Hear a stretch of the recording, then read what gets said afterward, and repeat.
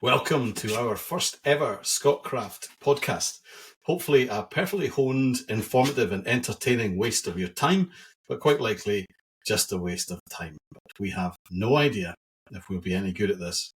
But what do we have to lose but our reputations and our dignity? Hey, Paul?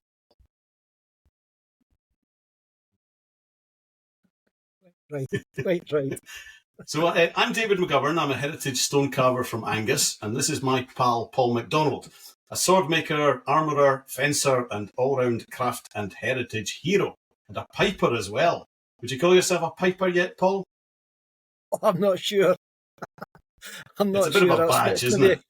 A bit of a journey and a path to until I might consider myself such, Well, I remember you standing in a field at Glenfinnan with a chanter.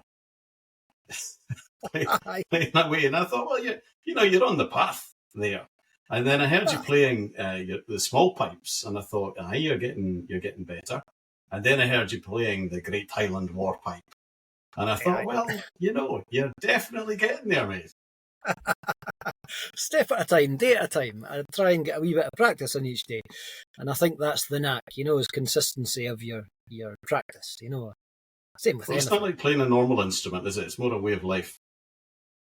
I think so. I think because it is, part of Scottish culture, quite an important part, I think. Then there's that feel to it. It goes hand in hand with a lot of things. Fantastic.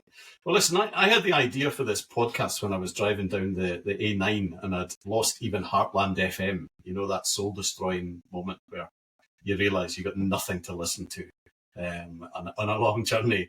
And I thought, well, I'll have a wee listen to some podcasts on BBC and Spotify, and ended up listening to Frankie Boyle for about 4 hours.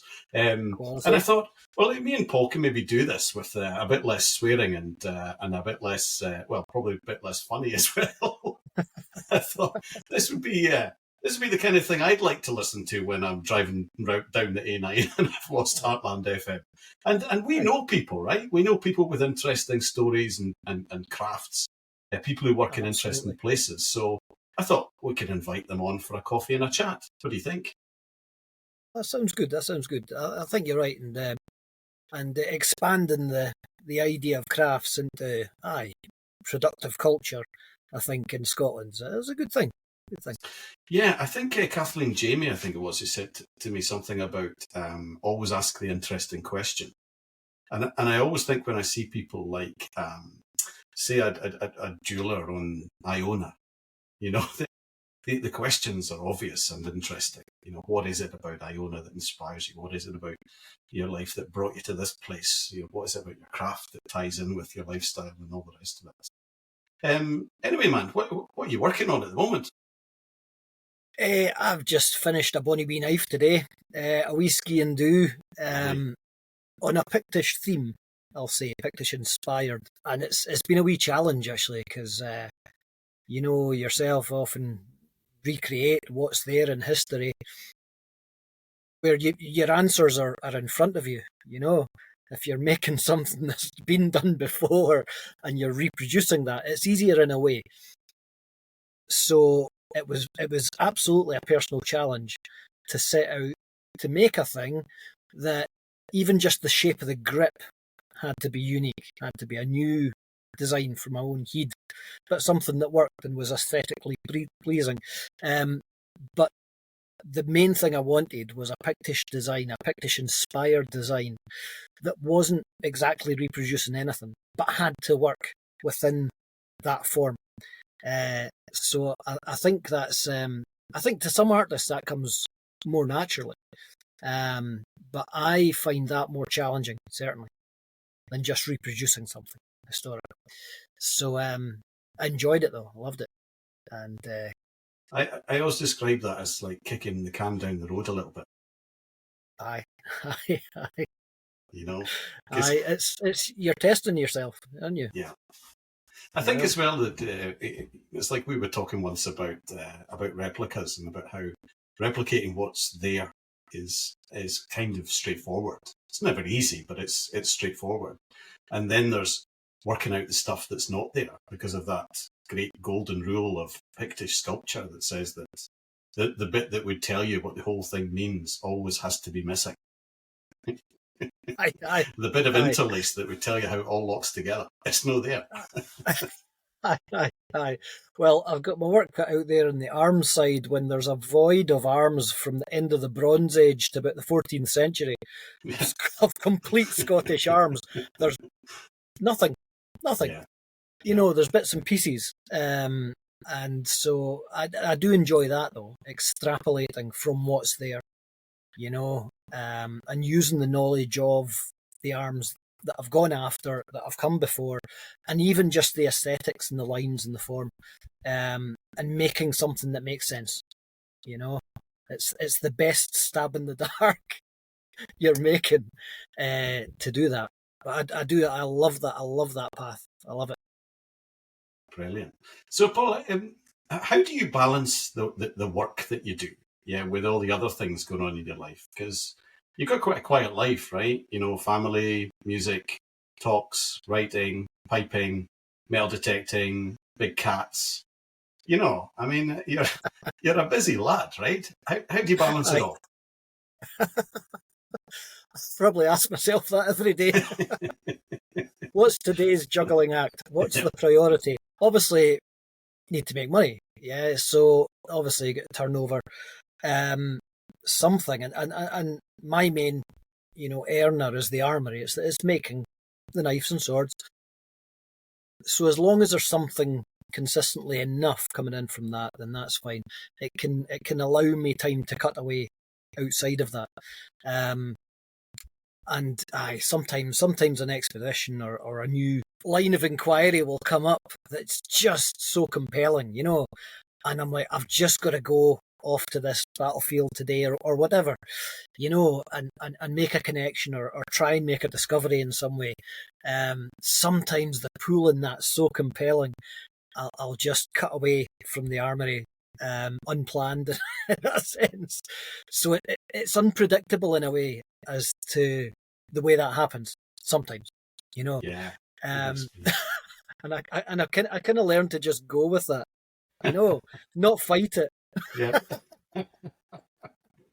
So everything that I do, I've found has become a way of life, which I really, really enjoy. You know, I do love it. And the handiest thing ever, the best thing ever in the world was moving the armory from where it used to be in Edinburgh to right underneath where I'm sitting now at home in the Borders. It's here. It was great, your armory in Edinburgh, wasn't it? But a lot of people dropped in. Aye. It was a mad wee garage packed to the gunnels with everything, everywhere. It was a mad wee place. But, you know, it's still, even though we moved to the Borders here, it's about 20 miles from Edinburgh, which is the best part of an hour on a heavy traffic day, you know, for travel. But still, that journey going to work, it still felt like work because you had to travel there and you had to come back. And that changed entirely once it's just all here and you have your own hours totally to yourself. And I'll usually be down there till 2 a.m, quite happy, you know. And it allows you that freedom of time in the mornings, afternoons, as to what you're doing, where you're going. So that was, I think, the best move that helped everything become a way of life that way. I totally agree because I cycled to work today. You know, I didn't really because it's about 20 feet from the front door to my workshop.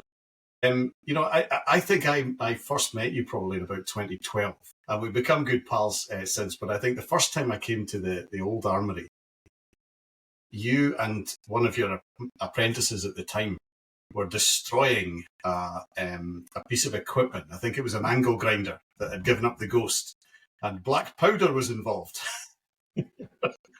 And you were out on the cobbles. Ceremony of sorts. You're out on the cobbles, saying goodbye to this trusty tool. Black powder, and there was a flash, and there was you know, smoke and things and drama. And I thought, there's something about this guy.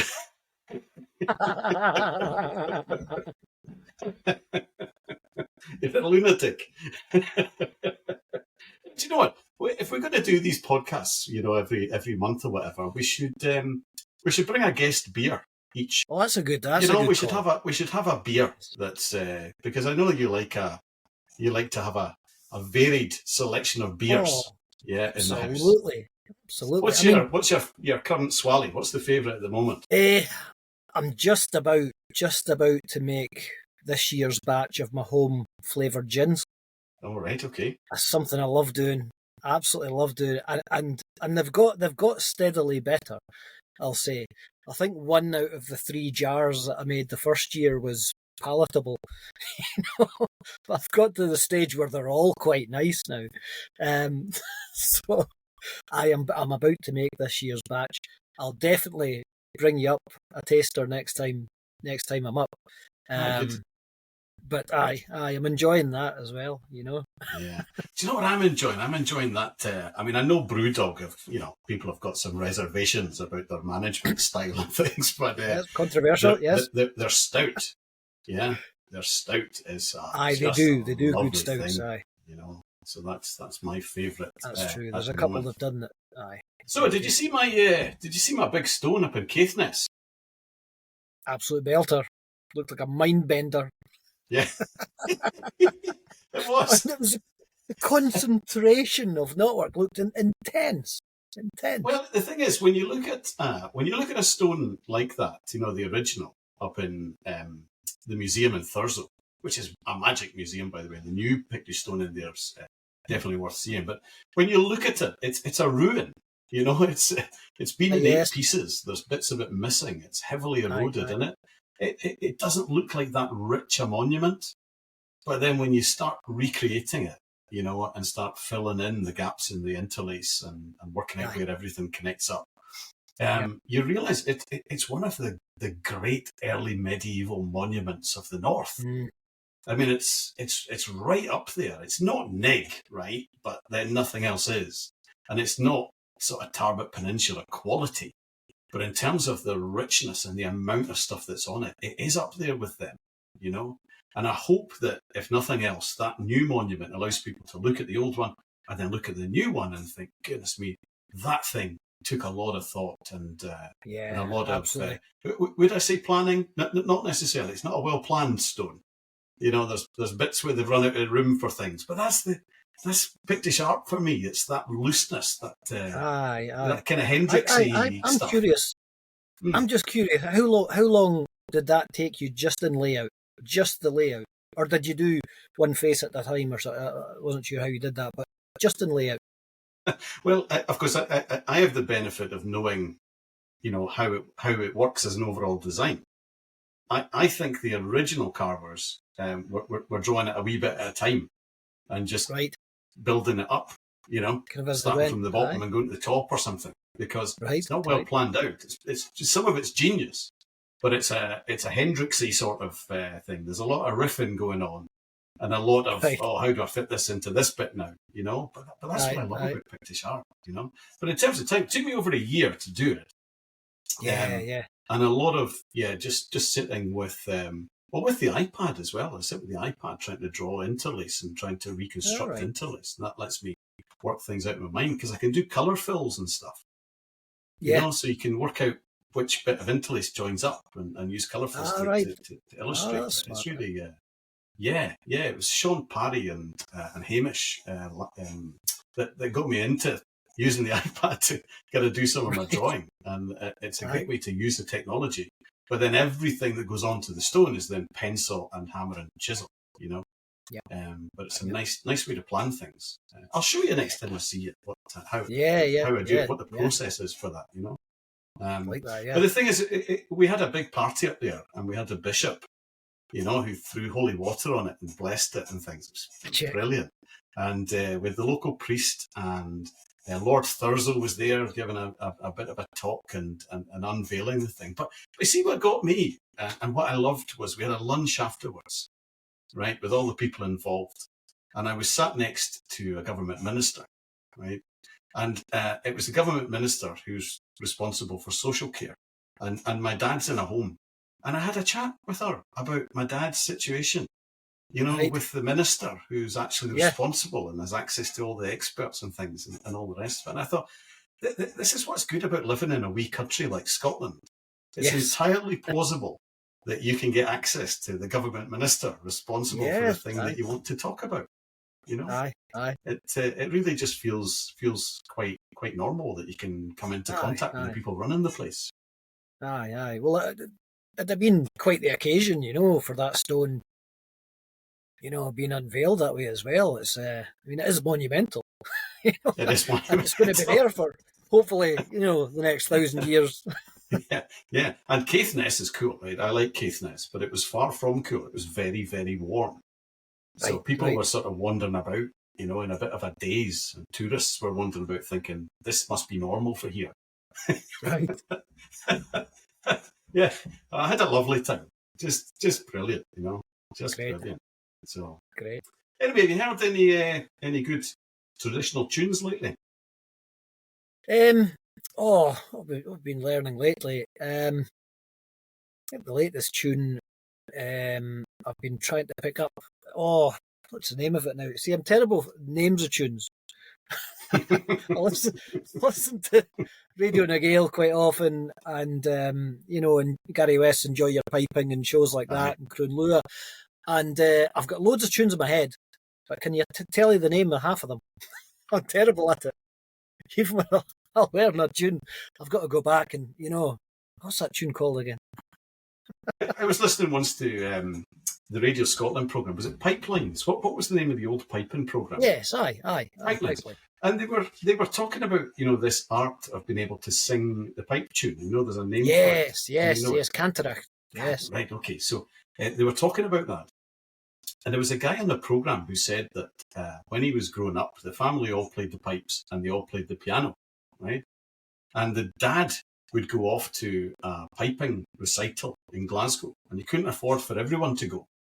So the dad would go along and he would memorise entire pipe tunes, new pipe tunes. Yes. And he'd come home with 5 or 6 new pipe tunes in his head, right? Yes, and he would sing them to the mother, who would sit and play it on the piano, and she's annotating it back into music. All right, wow. Right? So that the whole family could then learn it on the piano and then on the pipes. Right. And I thought, I can't even remember, what I was meant to be doing half an hour ago.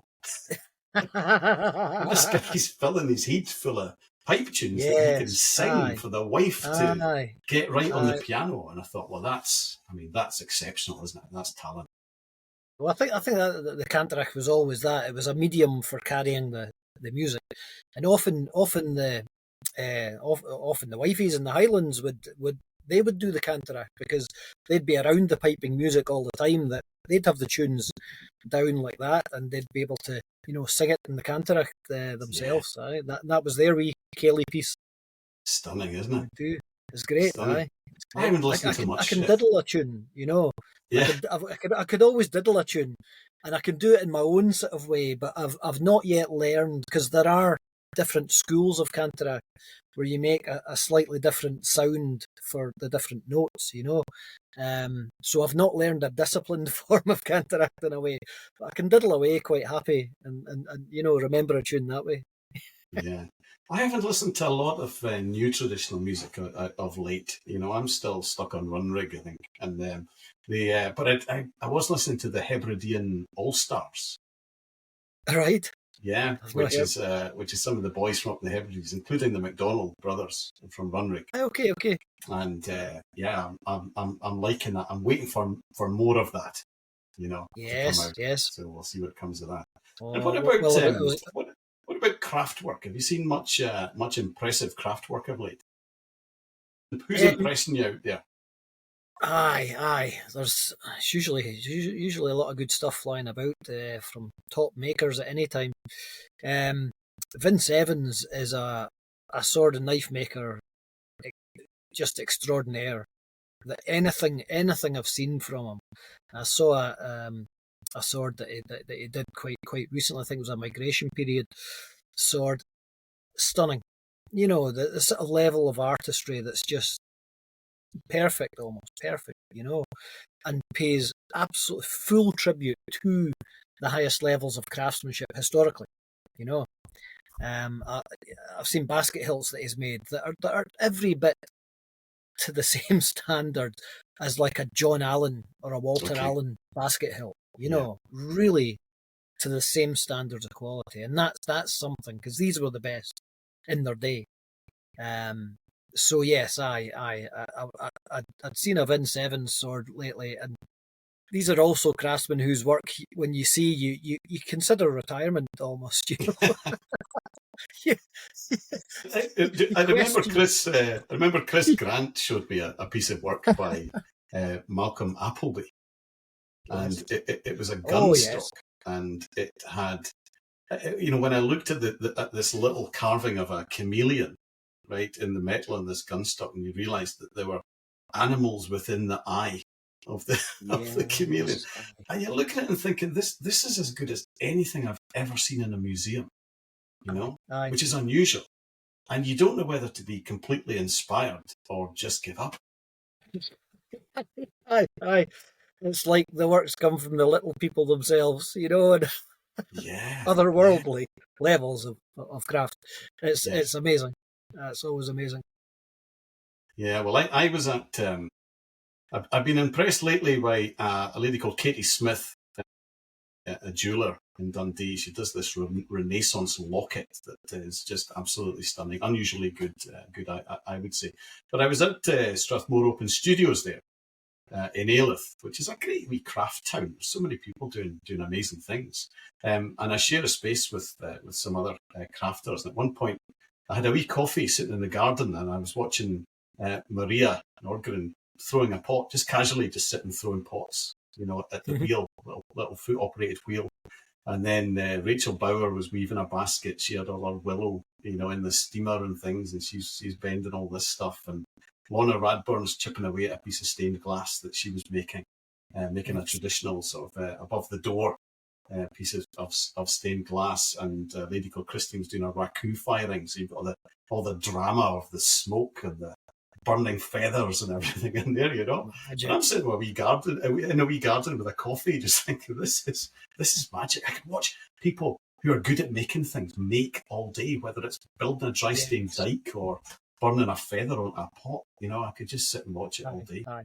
And of course you've got Jonathan Mitchell, the artist, and Gilly Henderson's work I'm really keen on as well at Glam's Gallery. Glam's Gallery is well worth a visit when you're passing that way. Lovely little sort of locally owned gallery. And of course Rona Dalglish with the wee reproduction Burghead ring. The ring that was found by the Yes. Oh Northern yes. Picts Aye. team That's at right. I Burghead. saw Her that. reproduction of that is really good as well. There's Spot lots of on, good isn't it? stuff getting made out there. We'll get all these people on to have a chat, Aye, absolutely. Get them on. Absolutely. Aye. So, Find out what's what your they're doing. current historical obsession then, Paul? What are you looking at with covetous eyes at the moment? Obsession's a great word. I think it's a very necessary thing to do things, and to do things well. Absolutely, yeah. You have to be obsessed, don't you? You just have to. Um, aye, it's. I find I kind of cut in and out of the Pictish obsession. Something inspires me to get back on it, get back on that road. And aye, that was behind the wee knife that I made lately, and that was the second design I came up with. Just yesterday, I think. And it was only after seeing a knife that Dean Bruce, who's a bit of an epic knife maker and a good mate as well. Hopefully get Dean on. He's just down the road here. Well, Dean and I retrieved a lot of wood, legally, mind, with permissions.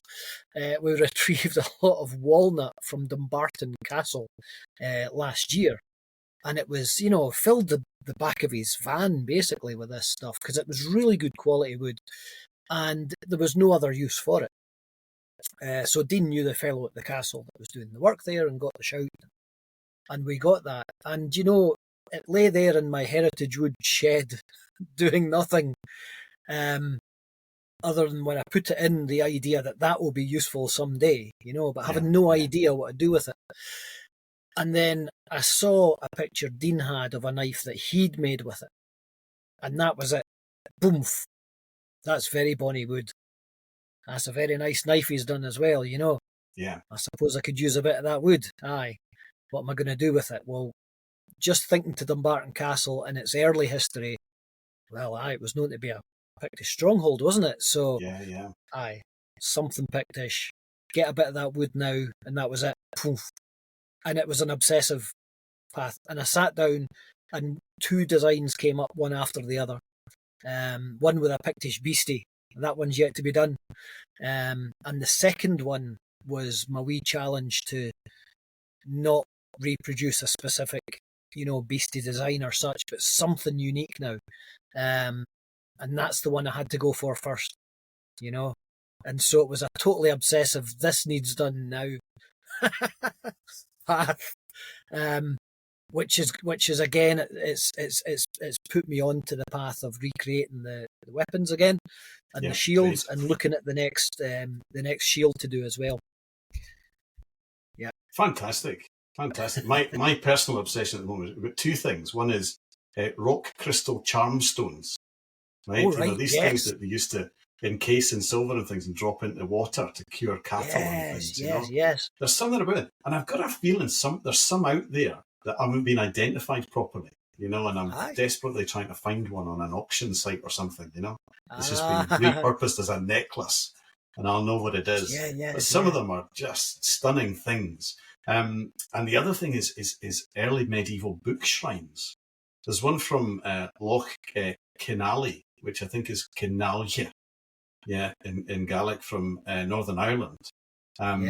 That's going on display in the National Museum along with an accompanying exhibition. I can't wait to see it. And I've got an idea to make one. I want to make a book shrine with rock crystals properly set in silver and things. I'm working with a silversmith to hopefully teach me my cack-handed in this to make such things and make them, but make them in for secular, what I would call secular gospel books. The things that are bang up to date. I want to make one for the collected poems of George Mackay Brown, right? And then shrine that within that, like an early medieval book shrine. So it's pretty nice. And the other thing, of course, I said two things, really three things. The handbells, the early ecclesiastical handbells. Yes, I saw that belly. Which, it's great. It is a complete obsession, and just happens to be the title of this handy pocket guide. Yes, to the early medieval. It's quite a specific. Enormous. Cormac Burke's book. I take this to bed every night to read about such things. But that's just the way our brains work, isn't it? And then you make something and you do it with an intensity that I think a lot of people wouldn't necessarily get. And then you step back and have a good think about it, But I find the best way to study anything is to make it. It's just the way our brains work. I think. Aye, absolutely. Speaking of books, I had a wee book obsession lately as well, and I saw a few good titles going at a particular auction, and I thought, well, I'll maybe pick up a handful of books from that. There's some good titles there, and I got 40 books. In the end, reminds me of a guy I know who needed an axe, so he put in a bid on every axe in the police lost property auction, and ended up with 27 axes. I'm spoiled for choice now.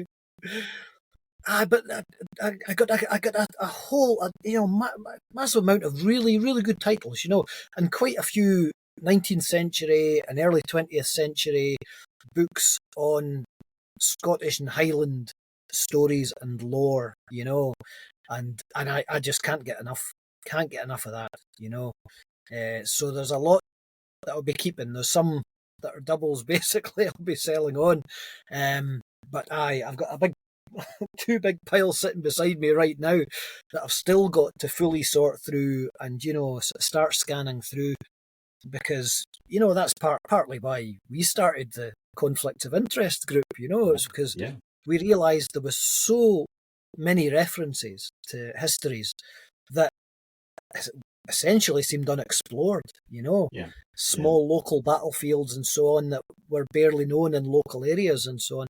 And that's what I'm hoping to find more of in these books. And I think it's that idea that there's something there to be found of interest that can lead to something else. That's what I'm hoping to find more of in these books. I think you're right, and I think it is the value of an antiquarian book, because the actual knowledge has really been superseded because there's been so much study in the meantime. So if you buy an antiquarian book about the Pictish Church or something, it'll be 99% nonsense. It'll be just what was believed at the time that we now know is not the case. But it's those little references and factoids, Aye. and mention of little battles and things that you think, the battle of what again? Aye. Yes. I've never heard of that, and I think that's the value of these things, the little bits that have been missed or that are references from even papers and records and things that we've lost. Aye, particularly local history books. History is about specific local areas, because often they're coming from the tradition bearers, that are either writing them or they're the ones the stories are coming from in interviews and such, and being collected and preserved. And you might find some stories there that's the only place you find them. Fantastic. Well, listen, Paul, it's been great having a chat. And I think we'll sign off there, but we'll get a guest on to the next podcast, and we'll see how the crack is there. But that's been great fun chatting with you, and thanks very much for listening to the first Scot-Craft podcast. We will be back.